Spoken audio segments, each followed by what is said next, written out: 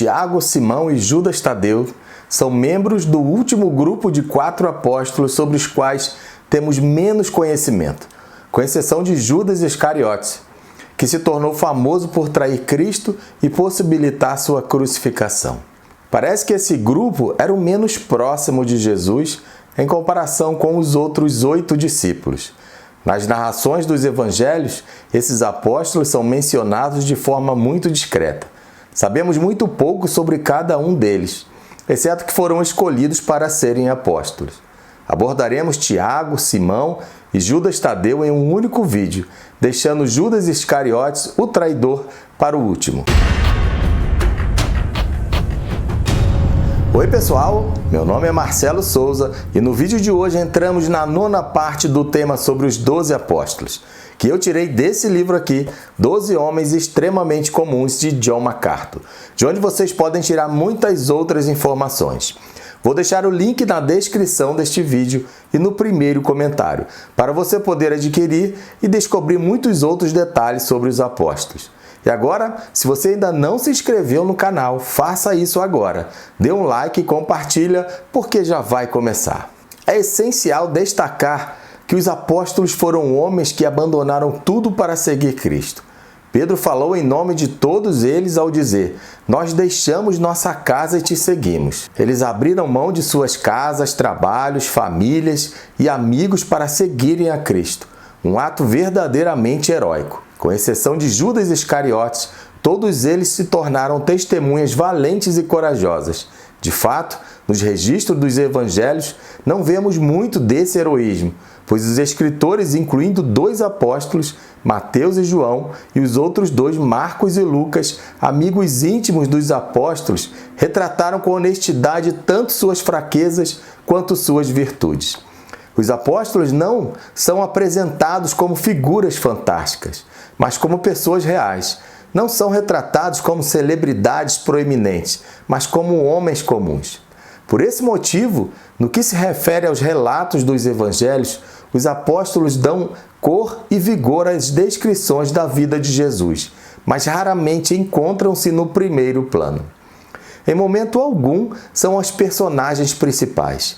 Quando assume o primeiro plano, com frequência para manifestar dúvida, incredulidade ou confusão.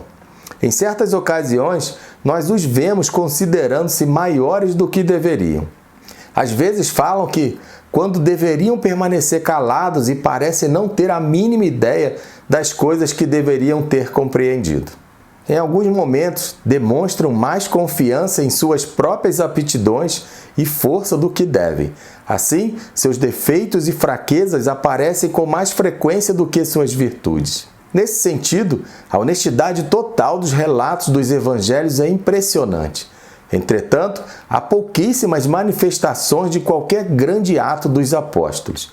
Disse que eles receberam poder de curar, ressuscitar os mortos e expulsar demônios. Mas até isso é narrado de modo a ressaltar as imperfeições dos apóstolos. A única passagem em todos os evangelhos na qual um apóstolo faz algo verdadeiramente extraordinário é quando Pedro começa a andar sobre as águas, mas não demora a se ver afundando. Os evangelhos simplesmente não retratam esses homens como heróis. Seu heroísmo apareceu depois de que Jesus voltou para o céu, enviou o Espírito Santo e deu-lhes poder.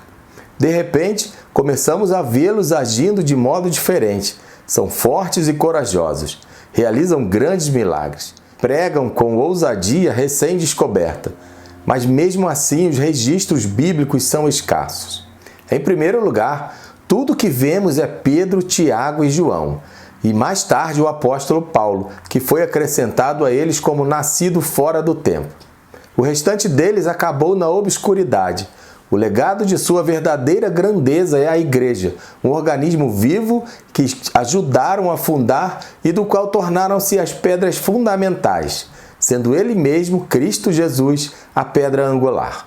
A Igreja, agora com seus mais de 2000 anos, existe nos dias de hoje por causa desses homens que puseram em movimento a expansão do Evangelho de Jesus Cristo até os confins da terra.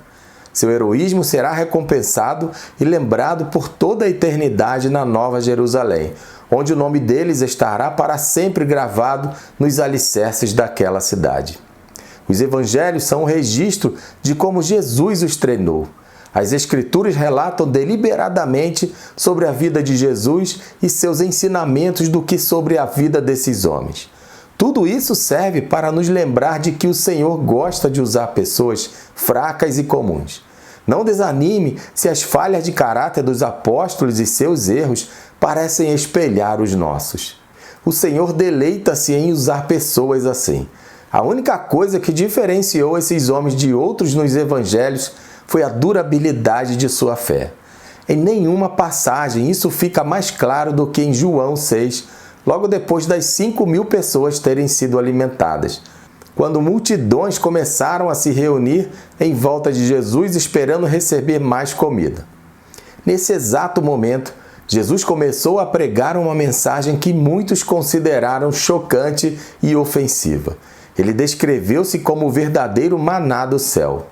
Isso foi tão chocante, pois ao descrever-se como tendo vindo do céu, ele estava afirmando ser Deus.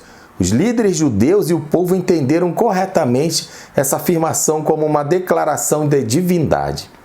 Jesus respondeu dizendo mais uma vez que ele era o verdadeiro pão da vida.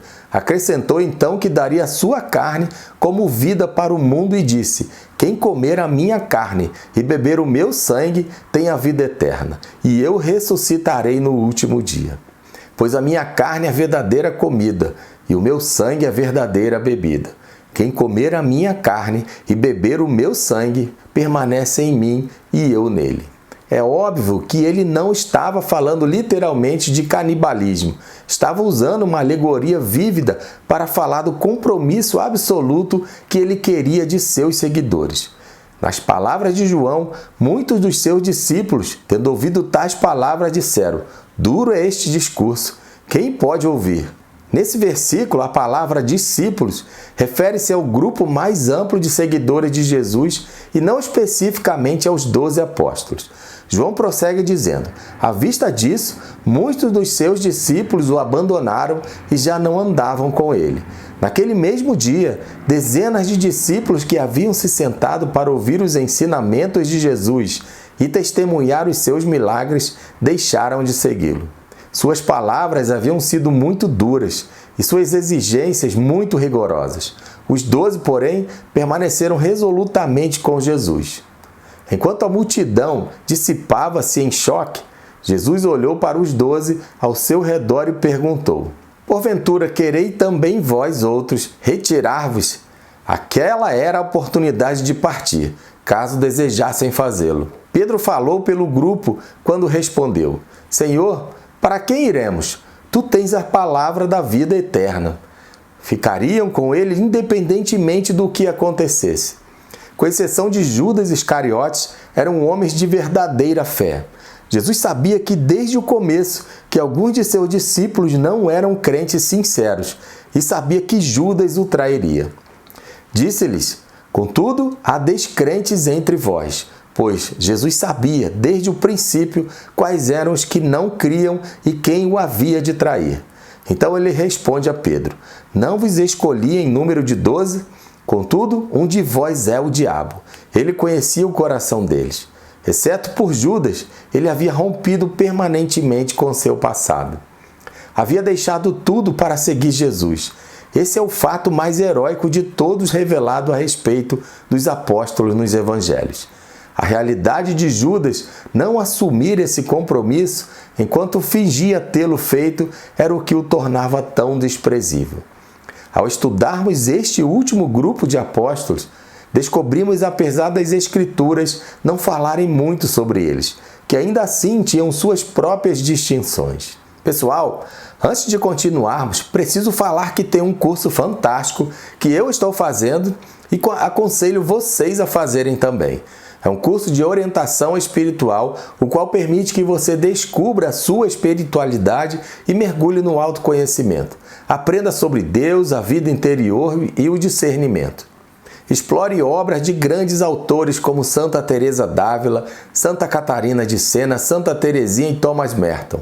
Com mais de 100 videoaulas, você poderá estudar facilmente em qualquer momento do seu dia. Aproveite a oferta exclusiva porque tem um super desconto. Não perca essa chance de crescer espiritualmente. Inscreva-se já. Vou deixar o link do curso na descrição deste vídeo e no primeiro comentário também. Voltando ao tema. Tiago, filho de Alfeu. O nome que ocupa o 9º lugar na lista de apóstolos apresentada por Lucas é Tiago, filho de Alfeu. A única coisa que as Escrituras nos dizem sobre esse homem é o seu nome. Se porventura ele escreveu alguma coisa, ela perdeu-se na história. Se porventura ele alguma vez perguntou algo a Jesus ou fez alguma coisa que o destacasse do grupo, não há registro disso nas Escrituras. Em momento algum, ele chegou a ter qualquer fama ou notoriedade. Não era o tipo de pessoa que chamava a atenção. Era absolutamente obscuro. Até mesmo seu nome era comum. Há vários homens com o nome de Tiago no Novo Testamento. Já falamos sobre Tiago, filho de Zebedeu. Praticamente tudo o que sabemos sobre o Tiago em questão aqui é que ele era filho de Alfeu. Marcos 15:40 nos informa que a mãe de Tiago chamava-se Maria. Esse versículo, juntamente com Mateus 27:56 e Marcos 15:47, cita o nome de José, outro filho de Maria. José deve ter sido um seguidor bastante conhecido do Senhor, porém não um apóstolo, pois seu nome é mencionado repetidamente. Fica evidente que sua mãe, Maria, também era uma seguidora devota de Cristo. Ela presenciou a crucificação. Além disso, era uma das mulheres que foram preparar o corpo de Jesus para o sepultamento. Exceto por esses poucos detalhes sobre sua família, esse Tiago é completamente desconhecido. Sua falta de proeminência reflete-se até em seu apelido. Em Marcos 15:40, ele é chamado de Tiago o Menor. A palavra grega que foi traduzida como menor é mikros, significa literalmente pequeno. Seu principal significado é de pequena estatura, de modo que poderia tratar-se de uma referência às suas características físicas. Talvez ele fosse um homem baixo ou franzino. Essa palavra também pode referir-se a alguém mais jovem. É possível que ele fosse mais jovem que Tiago, filho de Zebedeu, de modo que o título o distinguia como o mais jovem dos dois. Na verdade, mesmo que não fosse essa a principal alusão de seu apelido, é provável que ele fosse mais jovem do que o outro Tiago. De outro modo, teria sido chamado de Tiago o mais velho. No entanto, o mais provável é que o nome se referia à sua influência. Como vimos anteriormente, Tiago, filho de Zebedeu, era um homem proeminente. Sua família era conhecida do sumo sacerdote. Ele fazia parte do círculo mais íntimo de amigos do Senhor. Dos dois Tiagos, ele era o mais conhecido. Portanto, Tiago, filho de Alfeu, era chamado de Tiago o Menor, Micros, Tiaguinho. É bem possível que todas essas coisas correspondessem a Tiago, de modo que ele era uma pessoa franzina, jovem e quieta, que, na maior parte do tempo, ficava nos bastidores. Tudo isso é coerente com um perfil pouco saliente no meio dos 12. Podemos dizer que sua marca de distinção era a obscuridade. Esse fato em si é importante. Ao que parece, ele não buscava qualquer reconhecimento, não demonstrava uma grande aptidão para a liderança, não fazia perguntas críticas, não apresentava nenhum ponto de vista surpreendente. A única coisa que ficou seu nome, enquanto toda a obra de sua vida encontra-se envolta em mistério. Contudo, ele era um dos 12. Por algum motivo, o Senhor o escolheu, treinou, deu poder como fez aos outros e o enviou para testemunhar. Grande parte da história da igreja primitiva também não diz nada sobre esse homem chamado Tiago. Há indícios de que Tiago, o menor, levou o evangelho à Síria e à Pérsia. Os relatos de sua morte diferem entre si. Alguns dizem que ele foi apedrejado, outros que ele foi espancado até a morte. Ainda outros dizem que ele foi crucificado como seu Senhor. De qualquer modo, podemos ter certeza de que ele se tornou um poderoso pregador como os outros. Ele certamente apresentou as credenciais do apostolado, por sinais, prodígios e poderes miraculosos. Seu nome será gravado em um dos portões da cidade celestial. O que tornava esses homens importantes era o Senhor ao qual serviam e a mensagem que proclamavam. não faz mal se nos faltam detalhes sobre os homens em si. O céu revelará a mais completa verdade sobre quem e como eles eram. Enquanto isso, basta sabermos que foram escolhidos pelo Senhor, receberam poder do Espírito e foram usados por Deus para levar o Evangelho a todo mundo de sua época. Todos os homens em si, em maior ou menor grau, acabam desaparecendo nas narrações bíblicas depois de Pentecostes. Em nenhum caso as Escrituras nos dão uma biografia completa. Isso porque as Escrituras sempre mantêm toda a atenção voltada para o poder de Cristo e o poder da palavra. Isso é tudo que precisamos de fato saber. O importante não é um instrumento, mas sim um mestre. Ninguém resume essa verdade melhor do que Tiago, o menor, filho de Alfeu. Talvez ele pudesse dizer que era irmão de Mateus ou primo de Jesus, mas atravessou toda a narração do Novo Testamento silencioso e despercebido. O mundo não se lembra de quase nada sobre ele. Na eternidade, porém, ele será plenamente recompensado. Se você está assistindo este vídeo até agora, é sinal de que está gostando. Então eu peço que coloque nos comentários as mãozinhas orando para saber que você está comigo. E aproveite para se inscrever no canal, curtir e compartilhar. Simão o Zelote. O próprio nome apresentado em Lucas 6,15 é Simão chamado Zelote. Ao que parece, em algum momento Simão foi membro de um partido político de homens conhecidos como Zelotes. O fato de ele receber esse título ao longo de toda a sua vida também pode sugerir que possuía um temperamento impetuoso e zeloso. No entanto, no tempo de Jesus, esse termo referia-se a uma facção política proscrita muito conhecida e temida. E ao que parece, Simão havia sido membro desse grupo. O historiador Joséfo descreveu 4 principais partidos judeus da época de Cristo. Os fariseus eram seguidores inflexíveis da lei, eram os fundamentalistas religiosos daquele tempo. Os saduceus eram liberais religiosos, negavam tudo o que fosse sobrenatural. Além disso, eram ricos, aristocráticos e poderosos. O templo encontrava-se sob a responsabilidade deles. Os essênios não aparecem em parte alguma das Escrituras, mas tanto Joséfo como Filo descrevem-nos como ascetas e celibatários que viviam no deserto e dedicavam sua vida ao estudo da lei. O quarto grupo, os zelotes, eram mais voltados para a política do que qualquer outro grupo, com exceção dos herodianos. Os zelotes odiavam os romanos e seu objetivo era livrar-se da ocupação romana. Com esse propósito, trabalhavam principalmente através do terrorismo e de atos de violência. Os zelotes eram extremistas em todos os sentidos. Assim como os fariseus, interpretavam a lei literalmente. Mas ao contrário dos fariseus, que estavam dispostos a abrir mão de certas coisas por motivos políticos, os zelotes eram militantes, violentos e fora da lei. Acreditavam que somente o próprio Deus tinha o direito de governar sobre os judeus. Assim, tinham como certo que estavam realizando a obra de Deus ao assassinar soldados romanos, líderes políticos e qualquer um que se opusesse a eles. Os zelotes estavam esperando o Messias, que iria liderá-los na expulsão da ocupação romana e restaurar o reino de Israel em sua glória salomônica. Eram patriotas apaixonados, prontos a morrer a qualquer instante por aquilo que criam. Nas palavras de Joséfo sobre eles, Judas, o Galileu, foi o fundador da 4ª seita da filosofia judaica. Tais homens concordam em todas as outras coisas com as ideias farisaicas, contudo possuem uma ligação inviolável com a liberdade e dizem que Deus é seu único governante e Senhor. Também não se importam em morrer qualquer tipo de morte e nem fazem conta da morte de seus parentes e amigos. Nem tal medo pode levá-los a chamar qualquer homem de Senhor.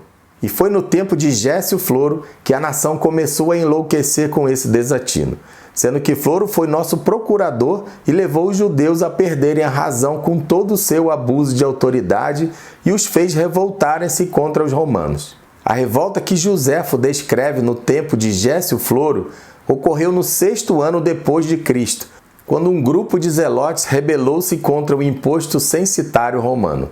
O líder e fundador dos zelotes, Também mencionado por Joséfo era Judas, o Galileu, cujo nome é citado em Atos 5,37. Os zelotes estavam convencidos de que pagar tributos a um rei pagão era um ato de traição a Deus. Essa ideia era amplamente aceita no meio do povo que já se encontrava sobrecarregado com a taxação romana. Judas, o Galileu, aproveitou a oportunidade, organizou suas forças e iniciou uma revolta de assassinatos, saques e destruição. De sua base de operações na região da Galileia, Judas e seus seguidores realizaram guerrilhas e atos de terrorismo contra os romanos.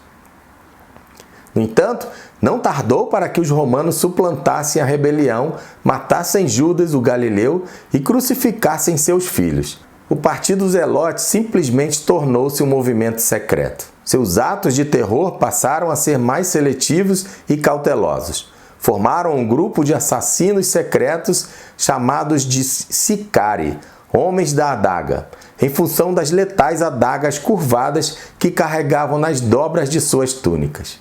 Aproximavam-se sorrateiramente de soldados romanos e de políticos e feriam-nos nas costas, entre as costelas, perfurando habilidosamente o coração.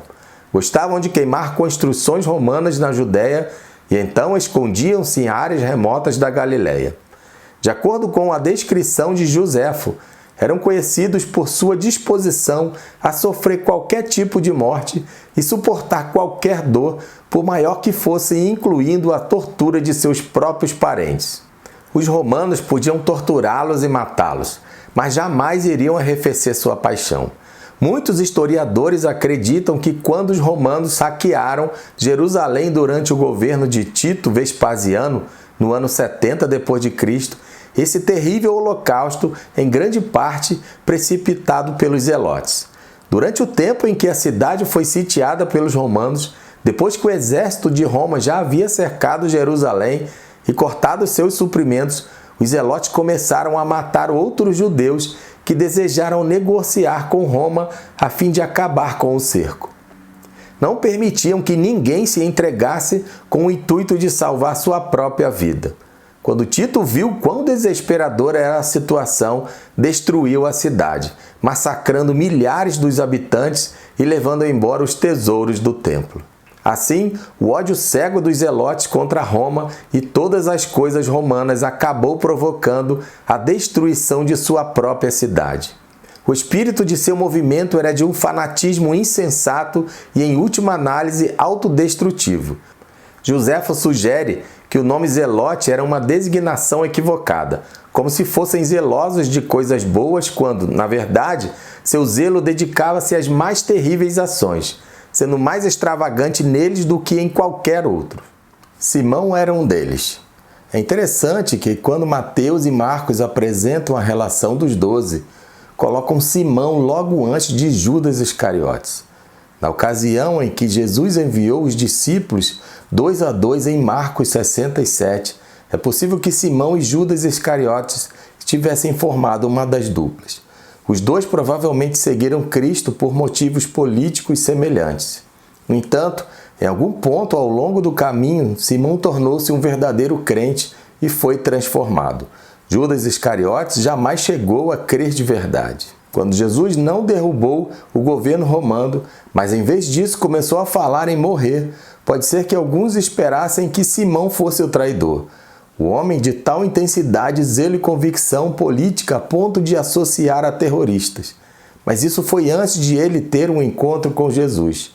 Claro que, como um dos 12, ele também teve de se relacionar com Mateus, o qual encontrava-se no extremo oposto do espectro político, coletando impostos para o governo romano. Em certo momento de sua vida, Simão provavelmente teria matado Mateus. No fim, tornaram-se irmãos espirituais, trabalhando lado a lado pela mesma causa e a expansão do Evangelho, e adorando o mesmo Senhor. É impressionante que Jesus tivesse escolhido um homem como Simão para ser apóstolo. No entanto, ele era um homem de intensa lealdade, paixão, coragem e zelo admiráveis. Simão havia crido na verdade e aceitado a Cristo como seu Senhor.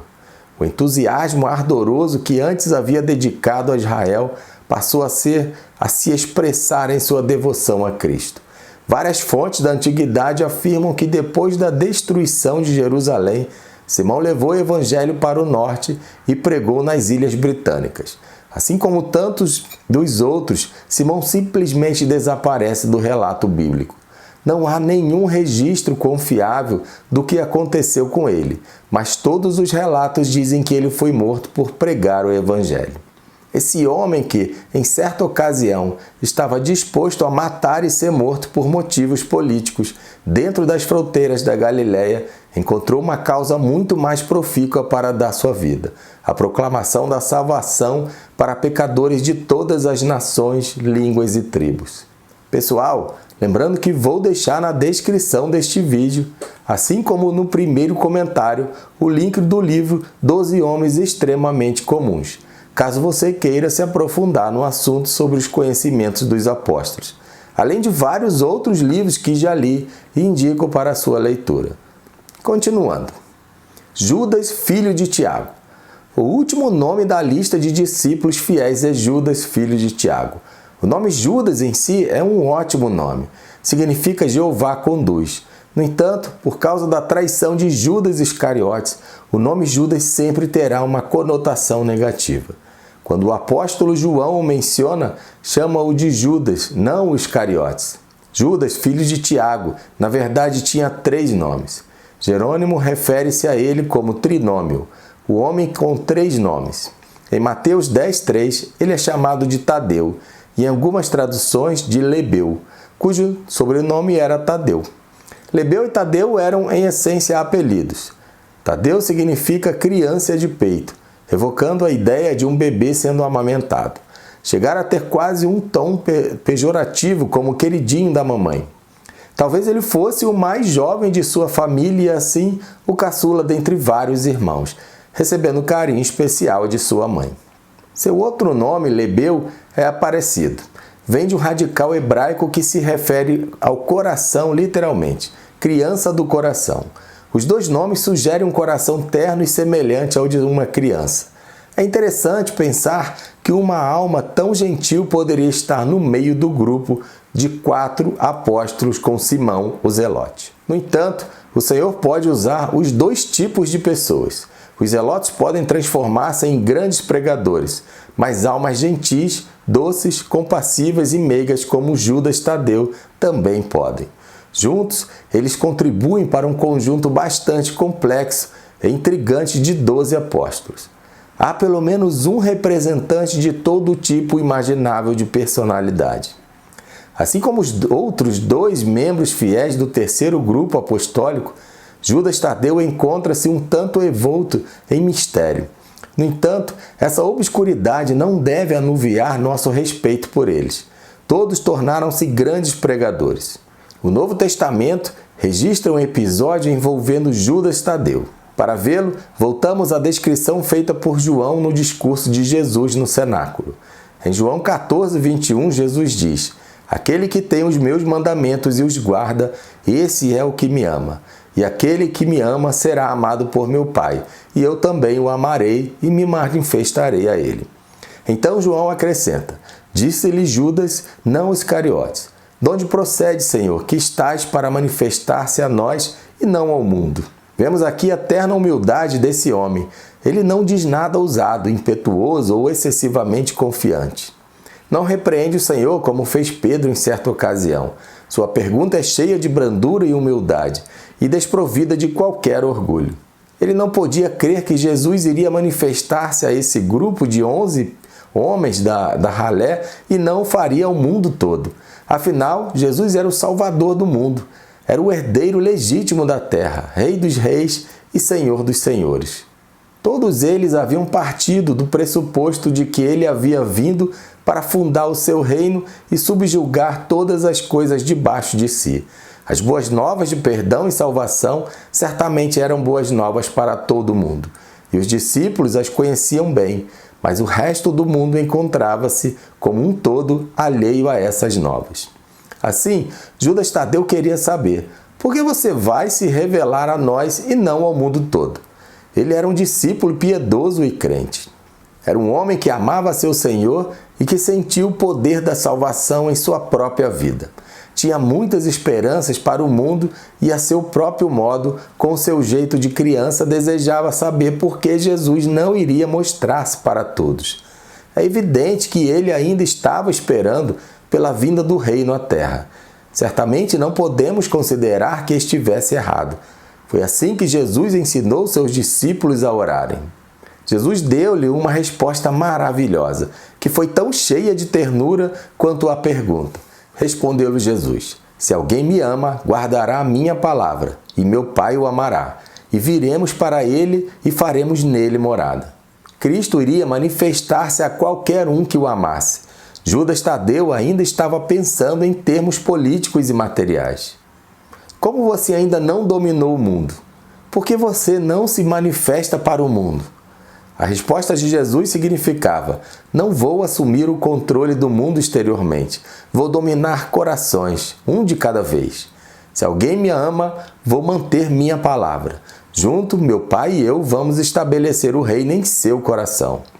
A maioria das tradições mais antigas sobre Judas Tadeu sugerem que alguns anos depois de Pentecostes, ele levou o evangelho para o norte, para Edessa, uma cidade real da Mesopotâmia, na atual região da Turquia.